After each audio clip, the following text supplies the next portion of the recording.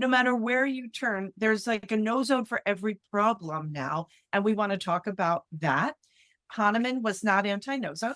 Nosodes are remedies just like anything else, and they have indications for use. I use them when they're indicated. If the case calls for it, you give the remedy in the same way you would give any other remedy. Thanks for tuning in to Season 4 of Strange, Rare, and Peculiar Homeopathy Podcast, where homeopathy lives, breathes, and evolves with Denise Straiges and Alastair Gray. We'll be exploring modern practice, research, and philosophy, from Hahnemann's radical insights to today's breakthroughs and discoveries. Get ready for homeopathy woes, feedback from pros, and the more you knows. Hi everybody, Alastair Gray here. It is time for our podcast. I am the Academic Director at the Academy of Homeopathy Education and the Research Director at the Institute for the Advancement of Homeopathy. Welcome, welcome. Who are you? I am Denise Straiges, and I'm really glad you're here. I am the President and Clinical Director of the Academy of Homeopathy Education and the Institute for the Advancement of Homeopathy. We are a not-for-profit dedicated to truth in homeopathy. We are an advocacy organization. We are a not-for-profit, a 501c3 charity, and our mission is around education, clinical services, research, and raising money for scholarships in homeopathy. And we curate this gorgeous library that Al has taken on as his very own background, which I love. You're welcome. And today we're going to talk about poop. Specifically, English poop. English poop. Oh, right. English poop from the 1920s. Okay, so we're here to talk about poop. Like no matter where you turn, there's like a nosode for every problem now, and we want to talk about that. And how far 62 million miles that is away from homeopathy. Oh gosh.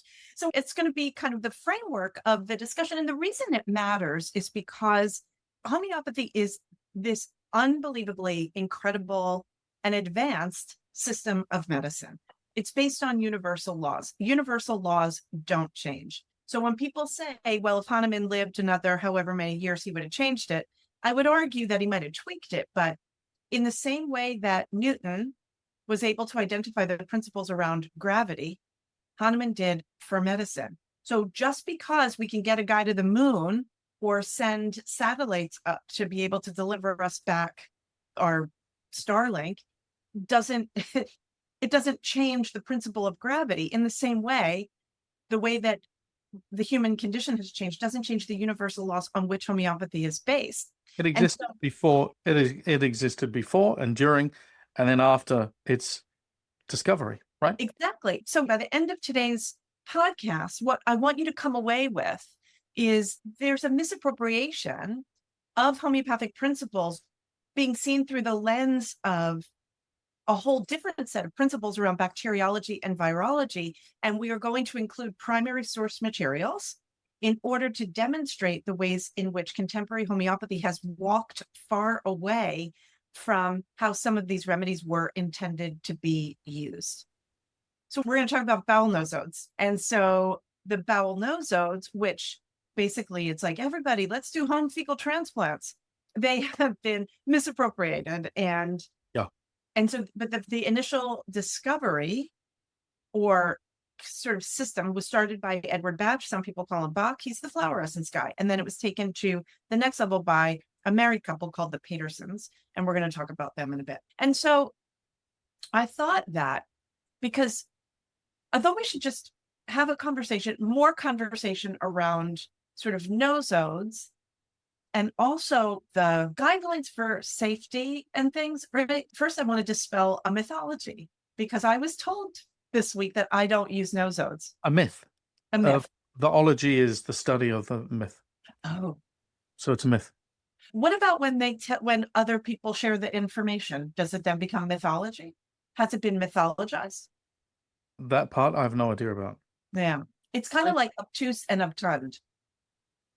What is the exact difference? Anyway, so nosodes, just for those of you who might be stepping into this going, wait, vocabulary lesson. So a nosode is a remedy that is made from a product of disease.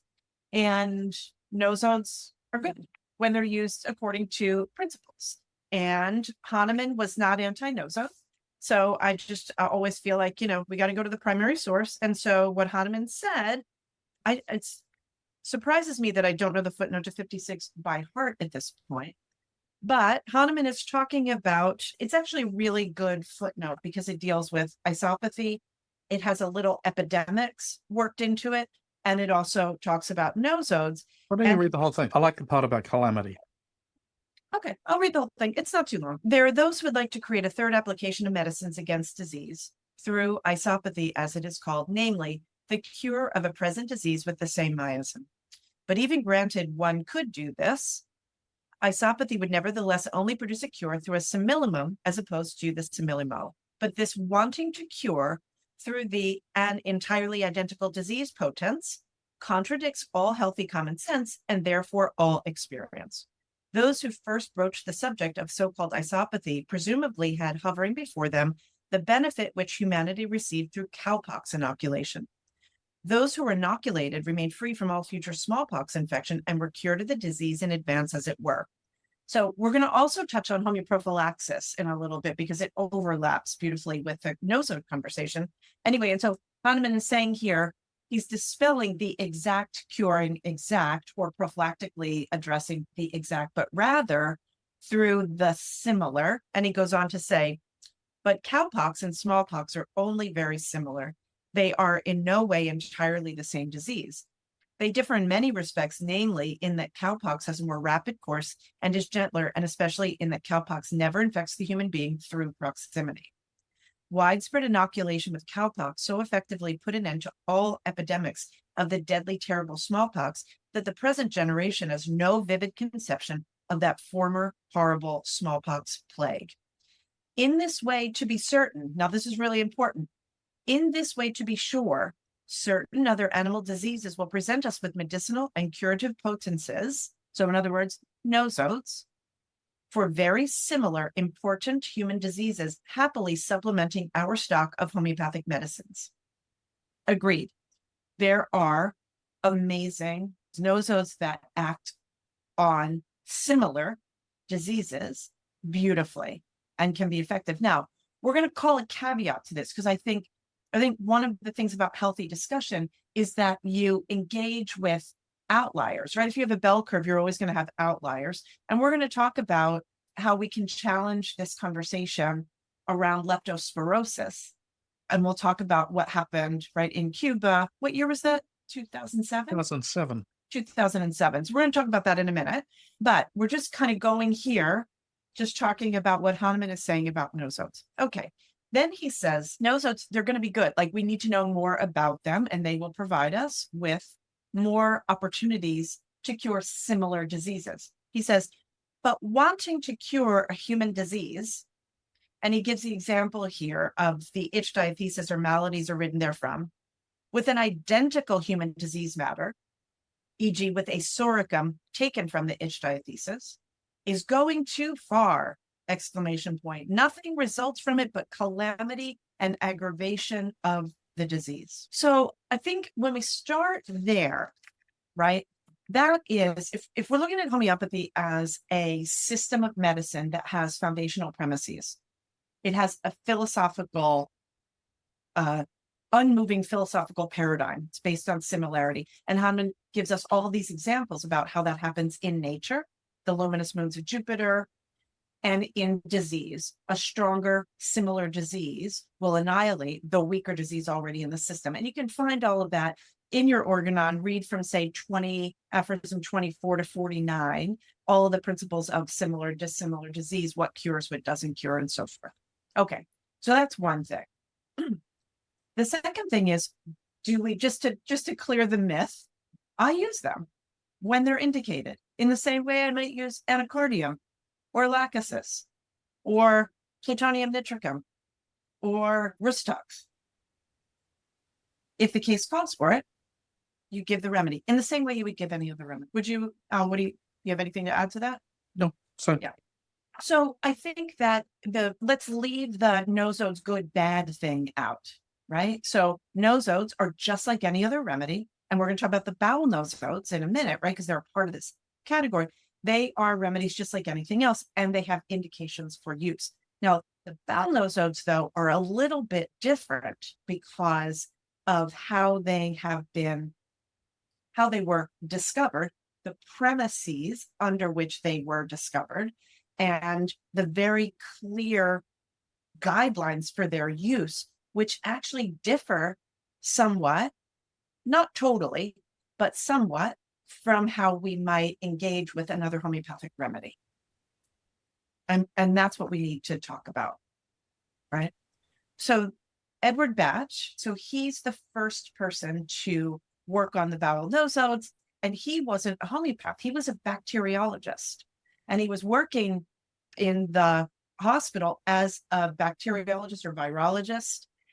And then he leaves the project, and I'm going to leave Batch out of it, and we're going to pick up with the Patersons, who took Batch's work and then they went with it. I'm just going to start with a primary source, and I'm going to tell you where you can find it. So this isn't me, this isn't my opinion, and there's no opinion. This is John Paterson, who, along with his wife, tested 20,000 stool samples. That's a lot of poop. It's a lot of poop. And it started out as an auto-inoculation idea. So put it into context, because this is in the early 20th century. This is the heyday of virology and bacteriology and the causation of disease. And with Batch, with the Patersons, and with a gazillion other physicians, they were looking to understand pathogenic material. What causes what? And so one of the things that was happening at that time is they were looking at people's stool and saying, is there a change from healthy stool to stool of someone who is sick? And can you, by extracting pathogenic material, identify what the change is? And then they did some really interesting things. They said, oh, you can give that back to the person and they're going to have a positive reaction. They also said these remedies, so there are no provings from Paterson's on the bowel nosodes, but what they did was they looked at sort of the archetypal symptoms of different remedies, and they put them into groupings, and they said, okay, Morgan is going to be like this group, and Proteus is going to be like this group, and so on and so forth. So they created an analogous relationship between homeopathic remedies, primarily, interestingly enough, anti-miasmatic remedies, anti-psoriatic remedies, created a relationship between those and a particular nosode. And there was a question, because they weren't homeopaths, and Batch wasn't a homeopath. He was given the organon, and he was like really interested in this, but what they were trying to figure out was, is there a way to turn around psoriatic disease through this process, which I think is really, it was an interesting exploration and an interesting point in time where the history of medicine and the history of homeopathy post Hahnemann intersected. Okay. So what happens is he gives a famous warning, Paterson. He says, do not repeat a bowel nosode within 3 months. Now you will find this in the British Homeopathic Journal, 1950. Okay. And I have the exact, I can give you all the information, but he says, I'm quoting here, quoting directly from the person who created these medicines. He says, I quote, one last remark, and that of warning, do not repeat a bowel nosode within 3 months. But if it is necessary to prescribe, in other words, you need to give another remedy, select a remedy within the group. So in other words, they've created these groups. These remedies look like each other. They do similar things. So you'll find like some of them have a lot of carbonate, some of them have a lot of murate, some of them have a liver affinity, whatever. They'll select a remedy within the group and give the remedy in high or low potency as you find indicated from the symptoms present. So just to be clear, this is not Denise or Al saying this. And again, not saying nosode's bad, nosode's good, nothing, just primary source material. The person who did this, who studied 20,000 stool samples, says, one last remark, and that of warning, do not repeat a bowel nosode within 3 months. I mean, it's pretty clear. And so then he gives a biological reason for why he wouldn't repeat. And he says, I'm quoting here again, if I find a percentage of non-lactose fermenting organisms in a stool greater than 50%, I at once determine the administration of a bowel nosode is contraindicated. And then he continues and he says, experience has shown that a nosode given at such a time produces a negative phase with a corresponding period of vital depression in the patient. Quoting from the primary source, okay? People are given, okay, take this for a month or take 2 of them or 3 of them. Yeah. So he says, I'm just going to read this again, primary source material from Paterson, the guy who used 20,000 stool samples, who came up with this, who wrote the seminal art, like this is his project, right? If I find a percentage of non-lactose fermenting organisms in a stool greater than 50%, I at once determine that the administration of a bowel nosode is contraindicated. And how would you determine that? Stool sample. He was working in a lab. So wait, so I can do that? I can gather stool samples from all of my clients to determine absolutely. bowel nosodes? Absolutely. They're going to have to come. It's like that thing you do, Cologuard, where you don't have to go and get a colonoscopy if you're not at risk. You just poop in a box and send it away. Poop in a box. Poop in a box. You can poop in a box. And so he could experience has shown that a nosode given at such a time produces a negative phase with a corresponding period of vital depression in the patient. How does he know this? Because he had 20,000, not 2, 20,000 cases, patients in the hospital where they extracted the fecal material. So his entire system depended on serial stool cultures. So in his paper, just if you want to read his seminal papers, you can just look it up. I mean, it's not difficult to find. I didn't have the book. The book is living over where Al is, and I'm in my office at the bottom of the garden. And I was working on preparation, so I just Googled it. It wasn't that hard. I found exactly what I have in the book. So in the introduction, Paterson summarizes more than 12,000 bacteriological examinations, and he explains how the bowel flora changes after the administration of the indicated remedy. So he reports on stool cultures before treatment. He repeats the cultures after treatment. He observes changes in non-lactose fermenters, and he correlates that with a remedy response. This is the laboratory foundation of the bowel nosodes. So this is not guessing. Okay. Now, then he writes a special section, indications for the use of the bowel nosodes in disease. And he says, my remarks will be addressed to those doctors who have no means of obtaining bacteriological reports on stool culture. So he's demonstrating it's the preferred method. And the remainder of the chapter is guidance for physicians to work without laboratory confirmation. And basically, that's why he says, don't repeat in 3 months. That's coming from if you don't have access to this, then the only way to ensure safety is to assume that a 3-month interregnum is going to be sufficient for not producing an undesirable pathological response. And we're the fuddy-duddies. Fuddy-duddies. I know. You know what? I have never been referred to as a fuddy-duddy or a person who's like against stuff. How did I become that person? I thought I was like, I don't know. Well, here's how. 1, you read. 2, you critically think. And 3, you check your sources and your primary sources. I would actually start by saying I teach, and I teach people who are smarter than me who ask me questions, and I can't just go like, oh, because I said so. Yeah, right.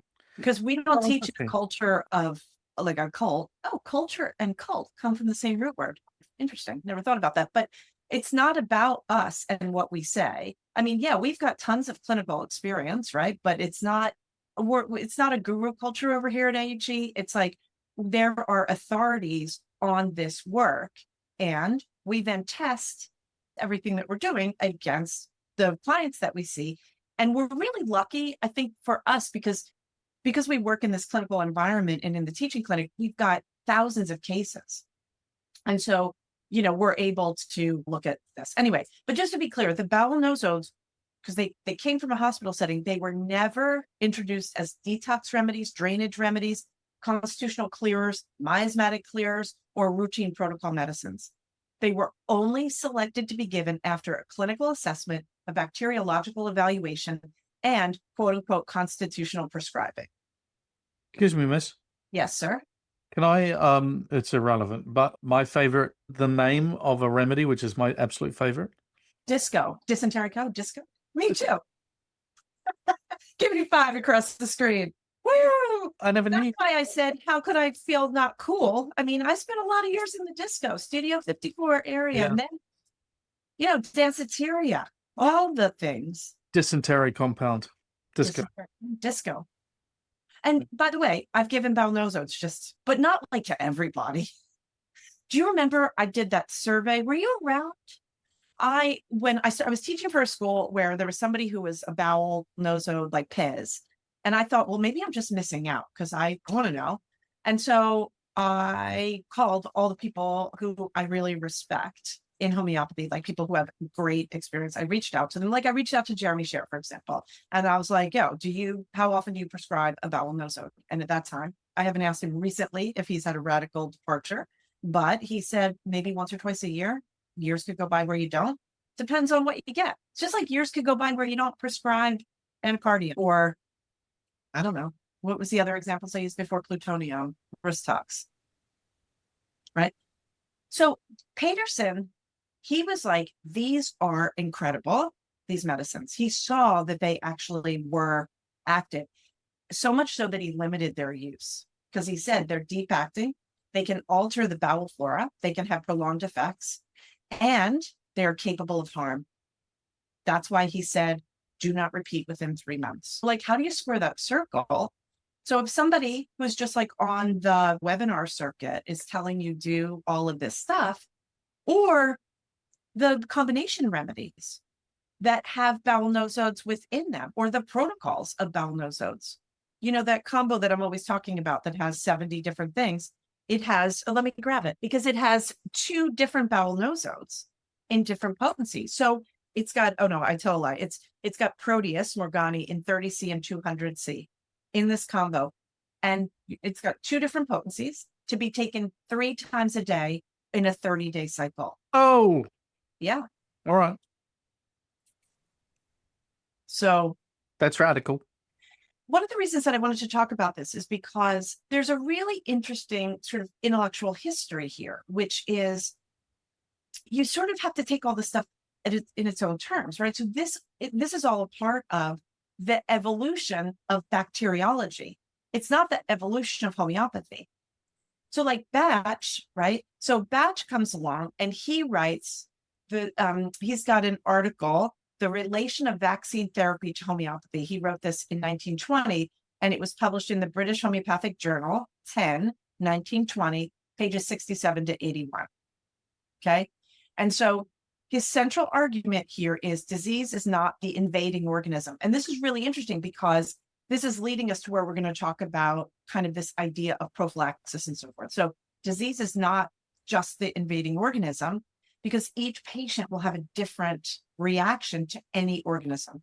And therefore, a treatment needs to address the patient rather than destroy the bacteria. So that was part of the foundational premise. So the idea was to alter, the ecosystem, which I think is cool.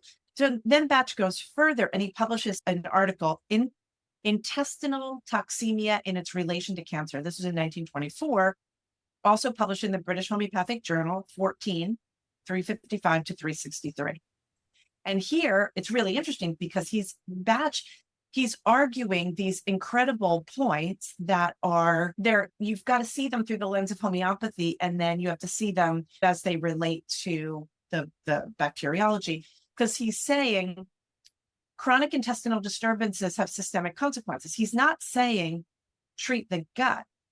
He's just looking at the relationships between intestinal bacterial populations, chronic illness, and constitutional susceptibility. So this is the difference here, is that you've got really super careful pathological observation, not protocol medicine. Now, a year later, Batch writes an article he co-authors with somebody called C.E. Wheeler and H.K. Lewis. And this is Chronic Disease, a Working Hypothesis. Yeah, 1926. Yep. 25, 26. Do you have the book there? No, I got Winston. Okay. So this is this bridge between bacteriology and homeopathy. Okay. Now I want to make a jump here because it goes on. There are repeated attempts, intellectual exercises to figure out how this idea of bacteriology and homeopathy can be seen through the same lens, which is cool. right? It's an investigative question. And so what I would like to do for the last half of the podcast is to propose a couple of questions that we can ask going forward, right? Because Batch never, like the Patersons, never advocated for routine detox, rotating bowel nosodes, daily or monthly administration, lifelong maintenance, none of that stuff. Simultaneous use of multiple bowel nosodes.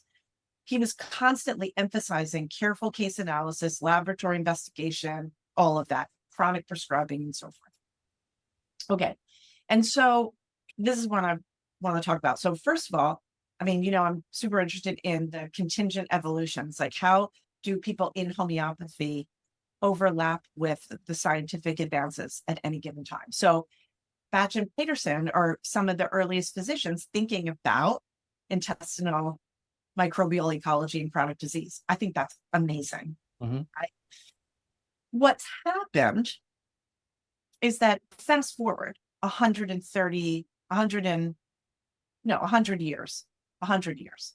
So we've got in the 1920s, the heyday of the discoveries around germ theory, right? Bacteriology and all of this sort of an investigation that Batch and the Patersons did. And then they kind of sat there. And then it's got this resurgence in the early 2010s.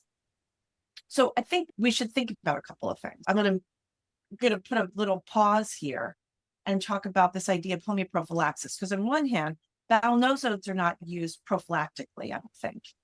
I mean, I suppose they could be. No, but it's important that people realize that they're used not based on their proving data, but on their bacteria data, right? It was comparative. So what they did was they looked at all of the remedies that do a similar thing. So if a person was under chronic homeopathy care and they got their stool tested, there would be sort of a category of remedies that would have been indicated for the, what they were referring to as constitutional prescription. I would say it's more of a chronic prescription. But the idea is that there are groupings of remedies, and then you can sort of apply a bowel nosode there.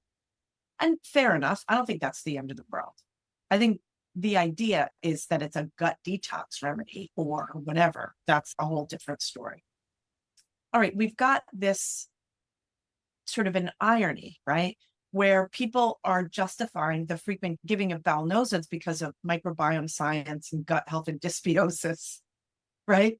But what's interesting is that the people who discovered them, I would argue, just given the quality of the work they did and like the overlap with homeopathy, they became more conservative. So basically they're like, if you're giving a remedy and the bowel is changing, leave it alone. I think that's kind of cool. Anyway, okay, the other thing that I wanted to talk about though was the conversations about nosodes are becoming like, like someone telling me, you don't use nosodes, you're afraid of them. I was just like, I'm not. I mean, it's just objectively not true. But it's about the use of the nosode, right? So I would use it just as anything else. But I think there is this other idea about how nosodes can be deployed. And one of the first places that people encounter it is through the lens of homeoprophylaxis. And so what I would like to do is I want to approach this from intellectual history, not a critique. We can just look at all of the publications. There are tons of publications out there. And so you've got somebody like Isaac Golden, who is considered to be he's got a scheduled program, a formal long-term prophylactic program, and he's been doing it since the 80s. And he states that he collected outcome data in children, and he developed first a 5-year program for the long-term prevention of targeted infectious diseases. And he turned that into a doctorate. Okay, that's great. But there are a couple of things that I feel like we just need to like ask questions about. And so I'd like to use the last couple of minutes to pose some questions that we can come back and talk about next time. So Al, because I think we've got some great success stories like leptospirosis. Will you just talk a little bit about that? And then we'll use that as a launch point to talk about prophylactic interventions. Okay, so that's an example where a nosode is used prophylactically, right? And so every time it rains in the Caribbean, there's a chance that there's going to be followed by a hurricane. And when that happens, usually after a hurricane, there's an outbreak of leptospirosis, which is a animal-borne disease transferred from rat urine, I believe. And in 2007, believe it or not, someone looked in the cupboard and the cupboard was bare at the Finley Institute in Cuba, which was where the millions of units of orthodox vaccination were stored. And I'd love to know how that actually happened, how the cupboard was bare. Maybe the Yeah. rats got it or something. But it's an interesting institute because they make both conventional medicines and also prepare homeopathically prepared medicines as well. So they very quickly bashed out around 10 million units of leptospirosis and homeopathic potency. And that was given to anybody that had a pulse in 2 states on the west of Cuba. Whereas in the rest of the country, and I can't actually, this is something I cannot remember. I don't recall if they got the conventional medication or if they got nothing. I actually don't remember that very important point about the story. Anyway, and then the hurricanes hit, and then they waited for the leptospirosis, and it never came. And the incidences, the graphs are unbelievably dramatic as to what happens every year with the leptospirosis outbreak. And in the year of 2007 and in 2008, the following year, complete control and management of the incidences of leptospirosis from the application of a remedy in a potency where there's nothing in there, it shouldn't happen, should not be a biological response. Well, forget about that because we're trying on a homeopathy podcast, right? But the idea though is the nosode, because it was a nosode that was effective in the prophylaxis. So this is effective, right? Because like if you're gonna have a conversation that isn't just based on opinion, then you need to be really clear. So I feel like there are questions that need to be asked because this idea of homeoprophylaxis. So first of all, someone who is, let's say, selling or believing in homeoprophylaxis, they will say Hahnemann believed in homeoprophylaxis. And I would say that is true. However, Hahnemann said, in the face of clear and present danger, you give the remedy that you understand to be the best indicated remedy for that particular disease. And the example he gives is for scarlet fever, where he gave belladonna the first time comes around. And he even gave instructions for use. And so if belladonna is in your house and it's the remedy that, and now we get into epidemic theory, which we can talk about, but if belladonna was the genus epidemicus, in other words, the indicated remedy for scarlet fever, not scarlet fever nosode, but rather belladonna, it fit the signs and symptoms of the disease. Okay. a homeopathic remedy. A homeopathic remedy. Yep. So what Hahnemann says is, and he gave out, they would give vials of belladonna along with instructions for its use. If scarlet fever is to come to your house or your village or down your block, then you take this prophylactically. And great. He didn't say you should take the disease. He already dispelled in aphorism 56, nothing results but calamity of the disease. So there's already a contraindication for the use of nosodes. But we have this leptospirosis success story. Well, there's plenty. There's plenty. The most dramatic ones are actually, and this is interesting. No, I wasn't expecting to go here, but there's been various dengue outbreaks in Brazil Yes. throughout the 70s and the 80s. And the public health application of either eupatorium Yep. or dengue nosode Yep. have been widespread with pretty spectacular results. And there's an example of either using the homeopathically prepared remedy or the nosode. Yeah, anyway. Okay, so here's the thing that I want to play through is I wonder if there's a difference when there's an endemic disease. Because one of the things that the larger investigations of homeoprophylaxis are not considering, to what I can find, please, if there's data otherwise, I would love to see it, but all diseases are as if equal. So in other words, measles, mumps, chickenpox, smallpox, plague, dengue, leptospirosis, Coxsackie virus, Zika virus, herpes virus, everyone as if the same, and an assumption that everyone needs the nosode and that children should get a series of nosodes, or in a study that's being done now, pregnant women, children, babies and children, a series of nosodes to prevent from the eventual development of disease or to strengthen the immune system. That may in fact be true. I think there are questions I want to ask, because Hahnemann, he differentiated between different types of diseases. So they're the fixed miasmatic diseases. He says they occur in roughly the same way, enough so that they warrant a name. Because remember, Hahnemann says, you don't, just because it's marsh fever, don't call it all marsh fever, say a type of marsh fever, so that you can communicate about the symptom pattern. Same with Sydenham's chorea, same with, he gives a whole list. It's in, where's my organon? Is it in 260, 180 names of diseases? No idea. Hang on here. 180. Anyway, I will find it. But he says, no, I'm having a little glitch here. I'm remembering which. Here we go. No, 260 is the what not to do. Anyway, Hahnemann talks about named diseases, right? Don't get lazy and prescribed on a named condition, because it's not about the causation. So one of the questions I have, is there a difference between endemic disease, right? An endemic disease is an illness that's consistently present and maintained at a baseline level within a specific geographic area or population. And if you have long-term or seasonal vaccination, are you basically just energetically continuing the same protocol? I don't know. I think it's an interesting question. Another question I would like to pose is, what about diseases that, like, if we look at diseases as being sort of their own entity, right? Disease specific, it flies in the face of the sort of homeopathic thinking, but that's fine. But I think we need to question the concept of disease, because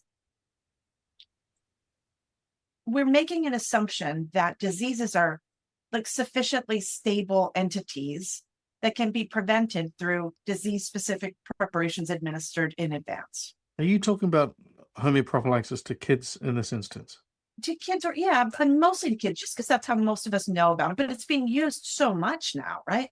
But like, what if we're reading it through Hahnemann's lens? Like, disease is a disturbance of the living organism. It has to do with susceptibility and host response. It has to do with your constitutional state, your miasmatic state. And this is where I think we're learning more. It's about symbiosis. How are we in harmony or not in harmony with our environment? But what about, this is sort of theoretical, and I think there's so much more to talk about. And again, not being negative about one theory or another, because we've seen already in the leptospirosis and dengue fever examples that it has worked. But let's say, for example, a question to ask: can a fixed prophylactic schedule remain philosophically coherent if susceptibility is continually evolving? And not just susceptibility of the individual, but let's say the planet. Because if we just look at like COVID, for example, part of the reason that there was this giant response is because it was what is called a novel virus. And so after a time, if our whole sort of worldview of health is that we are in symbiosis with our environment, at a certain point, have we not done the evolutionary work of becoming more harmonized with these pathogens? In other words, do we have to fight against or take a medicine for something like diphtheria? If diphtheria has already gone through its life cycle and it's going to come through in an altered state, if it were to come through again, it would be completely different. Or does that speak more toward the idea of homeoprophylaxis, because if it comes back in an altered state, but again, it doesn't face the clear and present danger idea? I guess what I'm saying is, if I go back to my research on the intellectual history of homeopathy and Hahnemann's discoveries, it's based on this idea, like a homeopathic remedy speeds up evolution to get you through the suffering faster to achieve homeostasis in a much more efficient way. Yeah. And if you've got a pathogen coming in the face of clear and present danger, you can head it off at the pass by having the energetic response already there. Hahnemann and Belladonna. But Hahnemann already showed us when when scarlet fever came through a second time, he said, oh, actually, not belladonna this time, but aconite. Cholera, he had 3 different remedies for 3 different stages of the disease. And so Okay, so your critique, if I understand you right, one of your critiques is that it's not dynamic enough given the dynamic nature of epidemic disease as it comes through. And perhaps there's other better prophylactic possibilities or remedies. Well, or just the way that Hahnemann said, in the face of clear and present danger. Yeah, So right. is individualized treatment going to get us further with less? I don't know, because the thing that I think about is that which does not cure proves. So if you're taking a remedy for which you do not have the symptom picture, is it going to potentially give you proving symptoms? I just think I think that these are interesting conversations to have. And I like on that last one, I think it's a pretty legitimate point. The thing about the protocol, if you're going to talk about that children's protocol, I must have sold, I'm going to say 500 of those kits to mums. And I did that mainly because I knew that if I didn't sell them, then they'd go down the road and get it somewhere else. And so not one of those 500 mums finished the protocol. Because what inevitably happens is that they start on month 1 or 2 or 3, and then there's a reaction, or then there's a snot or a flu or a diarrhea or a something. And it got really confusing for the mum and myself as to what to do next, because they're not being used homeopathically. These remedies are creating responses and reactions. Now, Isaac talks about that in his manual on homeoprophylaxis for practitioners. That's the one that I wrote the forward for. And he doesn't see that it's a big drama, but for me, the practicalities of it were that I don't think I've ever seen anyone go through the whole protocol. Because it's a long time. It's 72 or 84 months or something like that. It's a long time. So we're gonna have to stop just because I have an appointment. But I think there's a lot more to say, and I want to stop by saying again, what we're here to do is to talk about homeopathy and understand it on its own terms, and to use primary source materials to reach better conclusions about how to deploy these medicines safely, effectively, and to do well in the long term. We're not judging. We're just asking questions. I think that there are a lot of questions asked so that we can get better.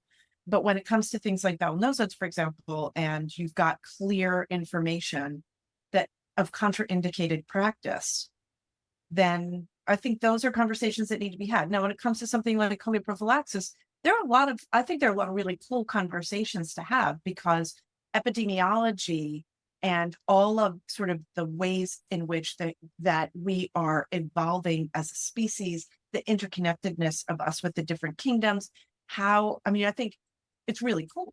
But like, do we answer it through chronic diseases? Because that's how we're solving the problem, right? Is by digging deeply into the Hahnemannian canon of information and having the outcomes that we're measuring that are really good. Or do you go scattershot and go in a way that, as we looked at in the footnote to 56, Hahnemann says is contraindicated? It doesn't fit the guidelines of homeopathy. That doesn't make it bad. It just makes it different and sitting outside of it and worthy of conversation. And as we wrap up, if you've made it this far, we totally appreciate you. And if you enjoyed it, like, follow, subscribe, tell a friend. Hey, thanks for being here. We really appreciate you. Take care. Ciao. See ya. AHE is changing the face of homeopathy education by raising the bar through rigorous academics and unparalleled clinical training delivered live through the soulful use of cutting-edge technology. AHE prepares its students to become fully rounded homeopathic practitioners from anywhere in the world. Apply today at ahe.online.